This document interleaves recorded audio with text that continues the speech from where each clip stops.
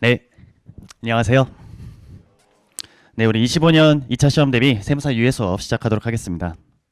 자, 먼저 수업 시작하기 전에 우리 수업에서 사용할 교재랑 앞으로 이제 여러분들 이 수업 수강하면서 그리고 이제 수업 다 완강하고 나서 나중에 혼자서 이 내용을 공부를 할 때 어떤 식으로 공부를 해가는가 조금 더 넓게는 앞으로 2차 시험까지 유예생으로서 시험 준비하면서 연습서를 공부하는 단계에서 뭘 봐야 되는가에 대해서 간단하게 생각을 해보고 한번 시작해 보도록 하겠습니다.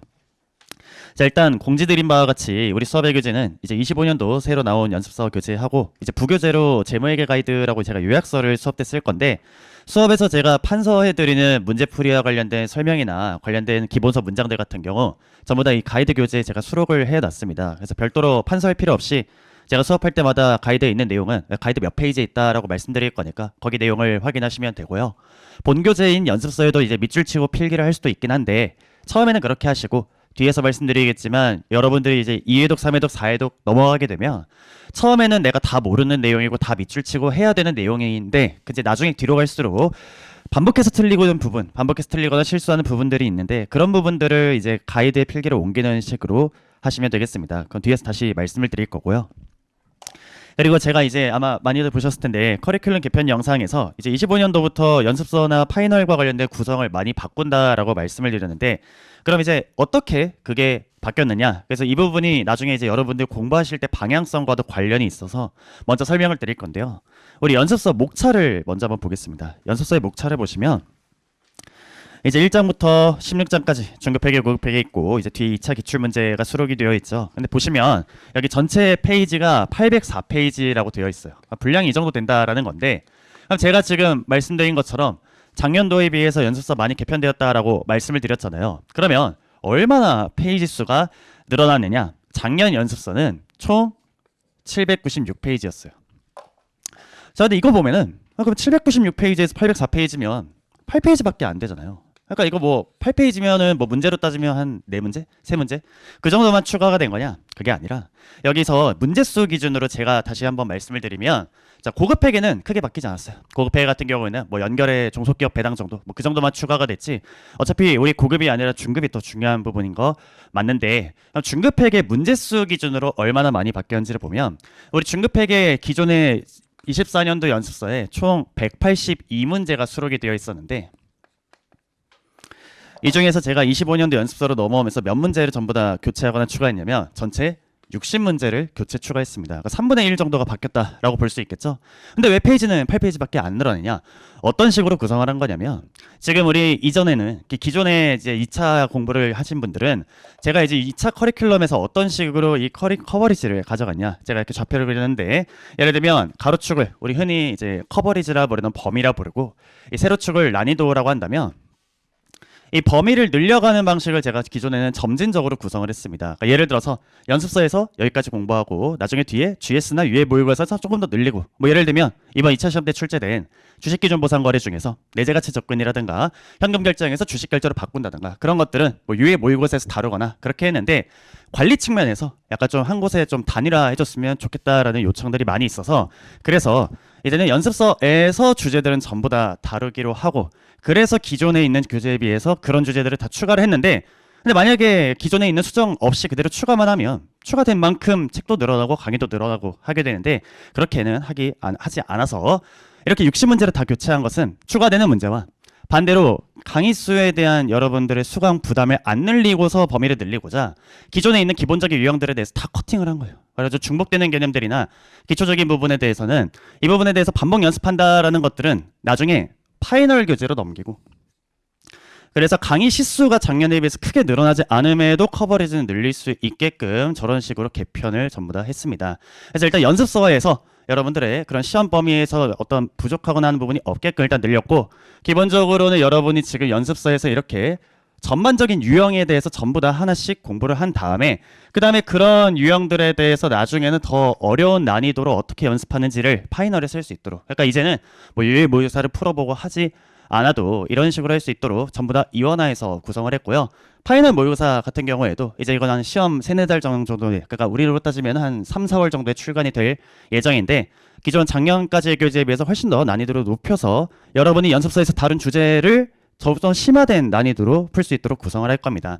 거의 기준점이 뭐라고 생각하시면 되냐면 아마 여기 계신 분들도 아마 몇 번 수강하신 적이 있을 텐데 제가 원래 매년 연초에 진행하던 유해 모의고사의 난이도 수준으로 할 거예요. 근데 그 유해 모의고사 진행을 해보면 60점 만점에 평균에 30점이 안 넘어요. 그만큼 꽤 난이도가 있는 유형인데 그 정도로 파이널 구성을 할 것이다. 그래서 이제 이렇게 참고를 하시면 되고 그럼 구체적으로 이 연습서에서 어떻게 공부하는지는 뒤에서 다시 좀 자세히 설명드리겠습니다. 그리고 이제 연습서에서 그냥 형식적으로 조금 바뀐 부분은 뭐냐면 이 문제들 중에서 이제 주로 이제 새로 추가된 문제들이 그런데 문제 제목 중에 가끔 이제 유해라는 표기가 되어 있는 게 있어요. 그래서 유해생분들은 그 문제까지 포함해서 전수로 문제 푸시면 되고 내가 동차생이다. 그러니까 나중에 이제 1차 시험 끝나고 동차 기간에 온라인으로 이 강의를 수강한다. 또는 1차생인데 약간 기본서 공부하고 객관식 전에 여유가 있어서 연습서 먼저 공부하는데 어느 정도 커버리지를 조절해서 연습서 회독하고 싶다 하시는 분들은 그 유해 문제만 제외하고 푸시면 되겠습니다. 자, 그래서 교재에 대한 설명을 먼저 드렸고요. 자, 두 번째로, 그래서 이제 앞으로 이 연습서 강의 포함해서 남은 이제 여러분들 뭐 1, 2, 3기로 구분하기도 하는데 유예 기간 동안 어떻게 공부해야 되느냐 다음에 내용을 좀 생각을 해볼 건데요. 어느 시험이든 어떤 과목에 무슨 시험이 되었든 시험 공부라는 건 다음에 두 가지 단계와 요소, 순서로 이루어져 있습니다. 먼저 기본적인 개념을 잘 이해하시고 그 다음에는 시간 내에 답안 작성해서 정답률을 높일 수 있는 실전 연습을 해야 돼요. 하나만 해서는 붙을 수 없어요. 당연히 기본적인 개념에 이해가 안 돼 있는데 모의고사만 푼다. 실력이 오르지 않고요. 아무리 잘 이해하고 있어도 모의고사를 통한 훈련으로 현출할 수 없다면 똑같이 합격을 할 수 없습니다. 단계가 있다는 거죠. 그 단계를 지금 이 두 단계를 제가 이제 교재로 이완을 하는 건데 여러분들은 지금 이 위에 첫 단계 연습서를 푸는 단계에 있으니까 지금 연습서를 최소한 한 3회독, 4회독을 하면서 여러분은 어디에 목적을 둬야 되냐?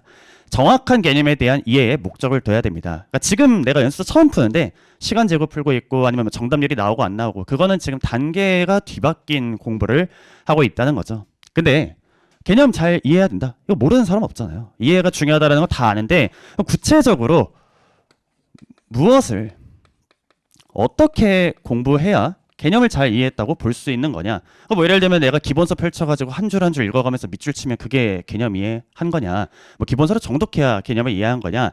조금 더 구체적으로 앞으로 연습서 강의 듣고 공부하면서 이 개념을 정확히 이해한다는 게 어떤 과정인지를 볼 건데 제가 이 유해 수업 같은 경우에는 이 범위로 따졌을 때, 그 난이도로 따졌을 때도 마찬가지지만 제로부터 다시 시작을 합니다. 그러니까 여러분들이 예를 들면 동차 수업의 경우에는 바로 직전 주까지 1차 시험 공부하고 왔기 때문에 그래도 머릿속에 어떤 내용이 남아있다라고 전제하고 진행을 하는데 지금 이 수업 들으시는 분들 같은 경우에 대부분이 예를 들면 2차 때 동차 때 전범위를 다 안 가져간 분들도 있고요.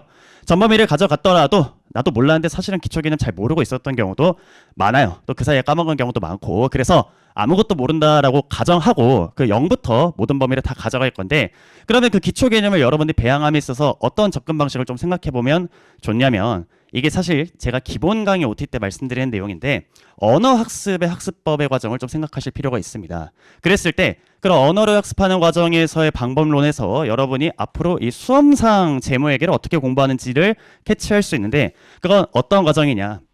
우리가 어떤 문제를 푸는 과정들을 조금 더 단계를 분절하면 다음에 세 단계로 나눌 수 있어요.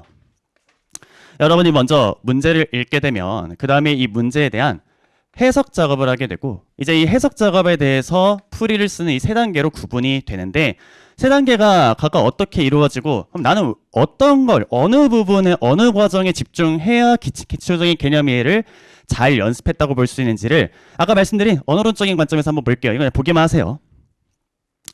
자, 예를 들어서 뭐 여기 오늘 오다가 누가 갑자기 처음 본 사람이 와가지고 우리 유해 강의실이 어디예요? 라고 이렇게 질문했다고 가정해 보겠습니다.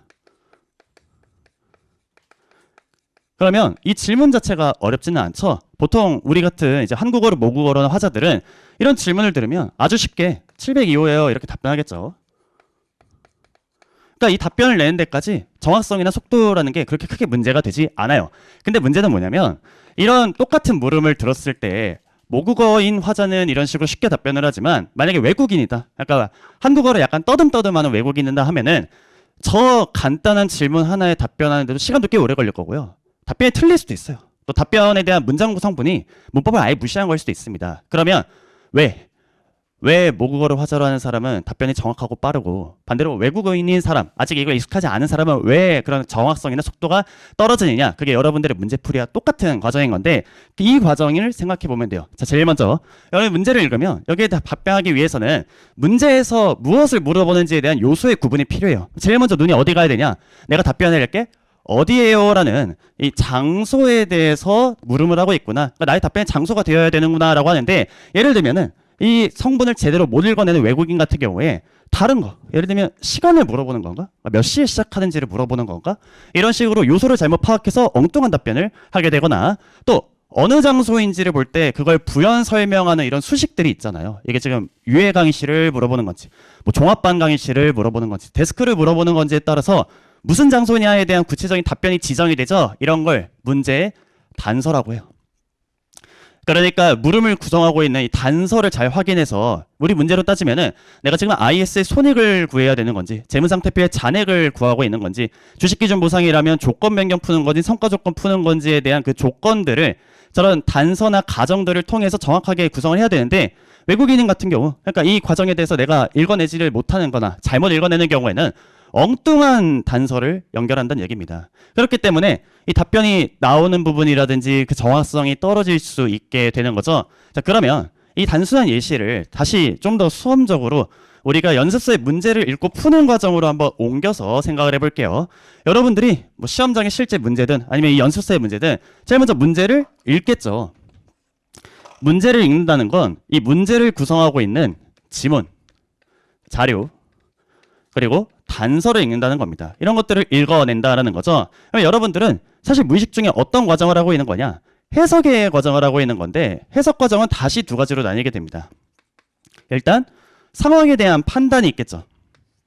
아까 말씀드린 것처럼 이런 질문을 귀로 들었을 때 아 이게 무엇을 물어보는 것이구나 라는 식의 이런 분절 작업이 있겠죠. 그리고 나서 어떤 상황을 판단을 했으면 이에 대해서 정확한 답변을 하기 위해 관련된 규정 이게 무엇이 적용되는지 우리 기준서 규정이죠. 이게 무엇이 적용되는지를 떠올리게 될 겁니다.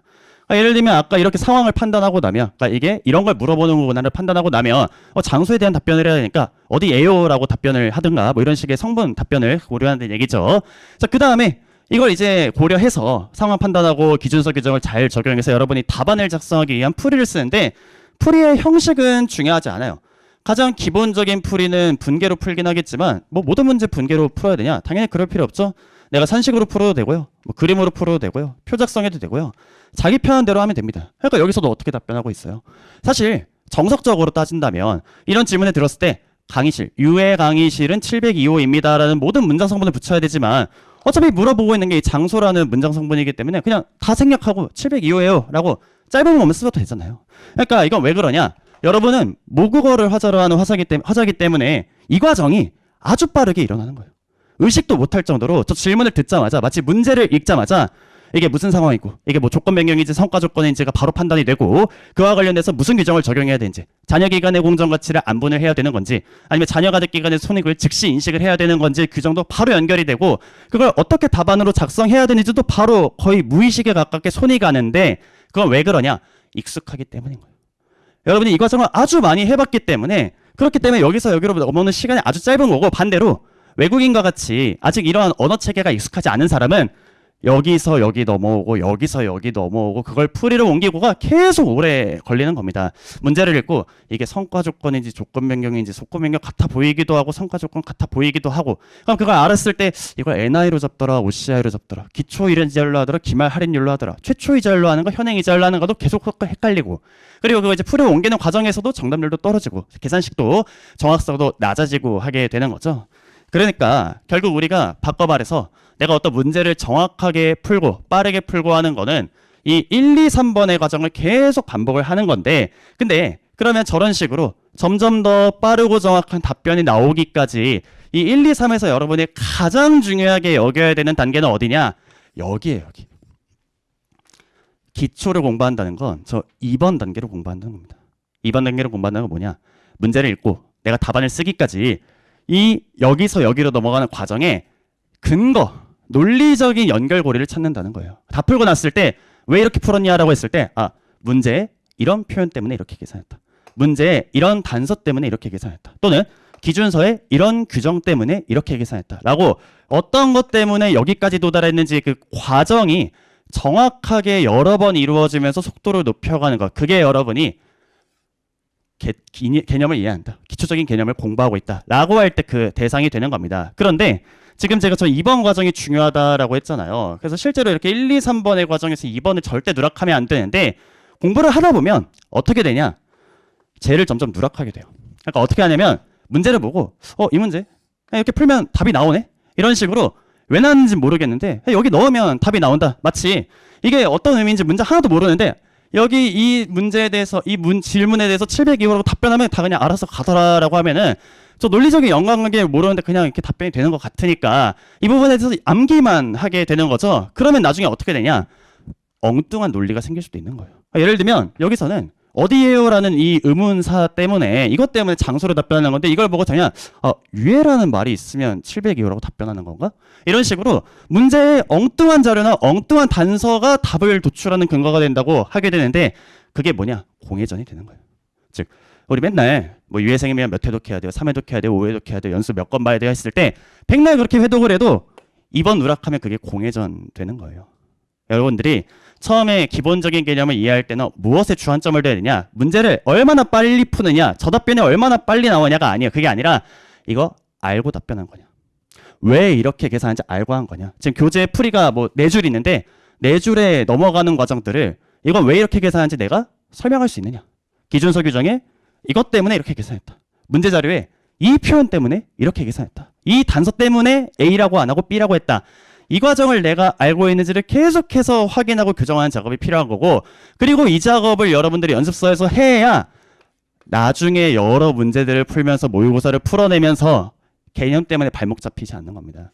실제로 유해생분들은 동차 때와 다르게 동차 때와 기껏해야 뭐 3달 정도밖에 없기 때문에 사실 뭐 다 들고 가는 것만 해도 버겁죠. 그런데 유해생 되면 물리적인 시간이 막 부족하거나 하지는 않아요. 여러분들은 사실 시간만 잘 활용하면은 뭐 연습서도 몇 권도 풀 수 있죠. 학원에서 진행하는 뭐 유해 1, 2, 3개 모의고사도 엄청 많이 풀 수 있죠. 기출도 풀 수 있죠. 풀 수 있는 문제들은 굉장히 많고 실제로 많이 다뤄요. 그런데 나중에 여러분들이 이제는 이 유해 초기에야 이런 기초 개념이나 이런 부분들에 대해서 공부를 하겠지만 이 과정에서 이 2번 과정에 대한 교정이 잘 안 되어 있으면 이 부분이 흔들리면 나중에 여러분이 풀어내는 그 수많은 문제들을 소화할 수 없다는 거예요. 그때 가서 이거 왜 이렇게 풀지? 왜 내가 연습생 풀던 걸 다 하지? 그때 가서 이게 NI야 OC야. 그때 가가지고 이게 공정가치의 회수가능가 얘기야. 할 수 없다는 겁니다. 계속 발목 잡히게 되고 그러면 문제를 아무리 풀어내도 효율성이 떨어진다는 거죠. 여러분은 지금 이 연습서 과정에서 어떤 걸 해야 되는 거냐? 연습서 과정이 끝나고 나중에 여러분들이 뭐 3회독, 4회독을 하고 나중에 이제 언젠가 뭐 파이널 모의고사든 아니면 다른 GS 모의고사든 유해 2기든 3기든 많은 문제들을 풀어낼 때 발목 안 잡히고 계속 찍어 나가는 거. 그래가지고 양측이라고 하죠. 그럼 많은 문제들을 풀 때 전혀 이 개념에서 걸리는 거 없이 계속해서 내가 그걸 다 체득하고 소화할 수 있는 그런 상태를 만드는 게 지금 연습서의 첫 단계의 목적입니다. 그래서 무엇을 공부할 것이냐에 대해서 조금 더 구체적으로 봤고요. 자, 그러면 이제 뭘 공부하는지는 알았다. 어느 단계를 공부하는지 알았는데 이걸 어떻게 좀 효율적으로 할 수 있느냐. 물론 이제 왕도는 없고 여러 번 반복하는 게 중요한 건데 그렇다고 해서 그냥 무작정 할 수는 없잖아요. 조금 더 효율성을 생각을 하긴 할 건데 그 효율적인 부분은 요약과 선별이라는 과정이 필요하게 됩니다. 이것도 한번 생각을 해볼게요. 강의에서 제가 많이 드리는 설명 중 하나인데 여러분들 아마 뭐 중고등학생 때 영어 단어 같은 거 공부는 해본 적 있을 겁니다. 그럼 내가 한 영어 단어 1000개쯤 있는 두꺼운 단어장을 암기해서 단어 시험 본다라고 생각을 해볼게요. 그럼 처음에 한두 번 정도는 여기 있는 단어 1000개를 다 봐야 될 거예요. 1번부터 1000번까지 뭐 쉬운 거 어려운 거 상관없이 이런 단어 있구나 한 번씩 다 구경을 한다는 거죠. 근데 한두 번 정도 보고 나면 이걸 이제 다 보느냐? 그렇지 않다는 거죠. 이 중에서 엄청 쉬운 단어들, 거의 뭐 초등학생도 알 수 있는 그런 단어들 또 보고 밑줄 치고 그냥 낭비잖아요. 그런 거 말고 내가 이 단어는 봐도 틀려. 계속 철자를 헷갈리거나 아니면은 여기 관련된 수동태인지 능동태인지 그 형식을 헷갈리거나 뭔가 비슷한 뜻이 있거나 해서 얘가 계속 걸린다 하는 것들이 있겠죠. 그런 게 예를 들어서 한 200개라 치면 당연히 그 다음부터는 1000개를 다 보는 사람보다 같은 시간 동안 200개만 반복해서 보는 사람이 훨씬 더 정답률을 높이는데 효율적으로 할 수 있다고 하겠죠. 예를 들면 1000개를 동일하게 한 번 볼 시간에 200개 선별해 놓으면 5번이나 볼 수 있는 거잖아요. 그러면 예를 들면 여기다가 뭐 별표를 치든 밑줄을 치든 포스트잇을 붙여놓든 해서 200개만 더 달달달달 보면 또 그 안에서 내가 장기 기억으로 넘어간 게 있는 반면에 아직도 그래도 못 외우는 것들이 또 추려지겠죠. 예를 들면 그 다음에 또 50개로 추렸다. 이런 식으로 200개, 50개, 30개, 10개, 20개 이런 식으로 점점 줄여나가서 막판에 시험 직전에는 정말 그래도 눈에 안 들어오는 점점 줄어든 10개 정도만 시험 직전에 눈에 바르고 바로 시험장 들어가면 시험은 그렇게 붙는 거예요. 바꿔 말해서 이게 여러분들이 연습에서의 회독을 거쳐가면서 해야 될 작업인데 이게 뭐냐? 선별과 요약이라는 거죠. 지금 처음 여러분이 1회독, 2회독을 할 때는 여기 있는 문제를 다 전수로 풀어야 될 겁니다. 근데 풀다 보면 한 2회독쯤 넘어가게 되면 예를 들면 아주 쉬운 문제들 뭐 각 단원별로 문제 1, 2번 정도 되는 문제들은 이건 내가 다음에 풀어도 안 틀린다 정도의 문제들인데 근데 어떤 문제들이 있냐? 꼭 풀어도 틀리는 문제. 그런 문제들이 있는데 그런 문제들이 한 2회독 이상 넘어가게 되면 어떤 양상으로 틀리냐면 다 틀리지 않아요. 처음부터 끝까지 다 백지로 틀리는 게 아니라 내가 어디까지는 좀 풀다가 여기서 뭔가 의사결정해야 되는 게 있는데 그러니까 자료를 해석해야 되는 게 있는데 예를 들면 이걸 기말재고에 넣어야 돼 빼야 돼 매입에 넣어야 돼 빼야 돼 이거 한 두세 개가 걸린다. 그리고 나머지는 좀 풀 수 있겠어. 그럼 얘가 틀렸잖아요. 얘만 선별하는 거예요. 여러분의 회독이라는 작업은 다음에 무엇만 볼 것인가를 계속 추리고 선별하는 작업이어야 되는 거고 그래서 뭐 예를 들면 가장 일반적인 방법으로는 우리 이제 2차 답안지 같은 거 있잖아요. 2차 답안지 같은 거에다가 수업에서 이렇게 풀었다라고 이렇게 풀이 과정을 좀 써둔 다음에 나중에 여러분들이 뭐 오전에 수업 듣고 오후에 복습하고 할 때 오후에 이제 수업에서 어떻게 풀었더라라는 거 이렇게 한 번씩 좀 써보면서 해독하면 됩니다. 뭐 처음부터 이렇게 다 백지부터 풀어내려고 하지 않아도 돼요. 풀었는데 기억 안 난다. 그럼 수업에서 풀이 좀 봐도 돼요. 근데 중요한 건 뭐냐면 풀이를 봤냐 안 봤냐가 중요한 게 아니라 보면서 이 과정을 내가 머릿속에서 한 번 더 거쳐서 생각을 했느냐가 중요한 거고 그리고 그랬을 때 내가 기억이 안 나거나 틀리거나 하는 부분들이 있겠죠. 그 부분에 대해서 표시를 하든 요약을 하든 그렇게 추려 놓은 다음에 쟤만 주기적으로 보는 거예요. 마치 이렇게 단어 50개 추려놨으면 우리 뭐 지하철이나 버스에서 왔다 갔다 하면서 쟤네만 볼 수 있잖아요. 그런 식으로 내가 이 두꺼운 연습서 계속 가져갈 거냐? 그게 아니라는 거예요. 나중에는 언젠가 여러분들이 이 연습서를 더 이상 안 보고 그 다음에 뭐 모의고사나 파이널이나 이런 걸로 넘어갈 때가 있을 텐데 그때는 저 두꺼운 책 중에서 내가 딱 이것만 계속 틀리더라 하는 것들이 이렇게 모여져 있어야 한다는 겁니다. 그럼 이제 그 다음에 새로 추가되는 모의고사나 GS 퀴즈들도 계속 그런 식으로 계속 추리는 작업으로 하면 되겠죠. 그랬는데 그렇게 했을 때 실제로 이제 시험 직전까지 해서 이게 굉장히 이렇게 얇은 형태가 되어 있다. 그래가지고 여러분들이 1교시 들어가기 직전에 볼 수 있는 그 정도로 얇은 형태가 되어 있다. 그 사람 무조건 붙어요.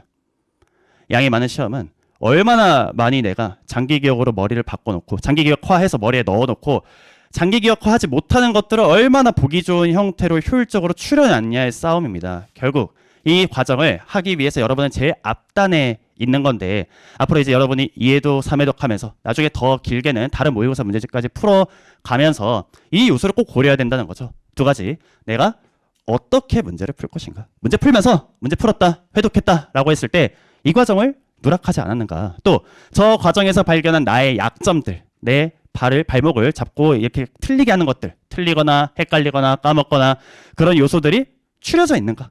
내가 회독을 했으면 그 다음 회독을 할 때까지 이게 좀 선별되고 추려져 있고 추렸으면 그걸 여러 번 보고 있는가. 이 과정이 여러분이 기초 개념을 이해를 할 때 무엇을 어떻게 공부해야 되는지에 대한 방법론이라고 볼 수 있겠습니다. 그래서 시작하기 전에 이제 이 말씀을 먼저 드렸고요. 제가 수업 진행하면서도 중간중간 이런 부분에 집중해서 문제를 푼다는 게 무슨 말이다라는 것도 구체적인 문제에서도 한번 설명을 드릴 겁니다.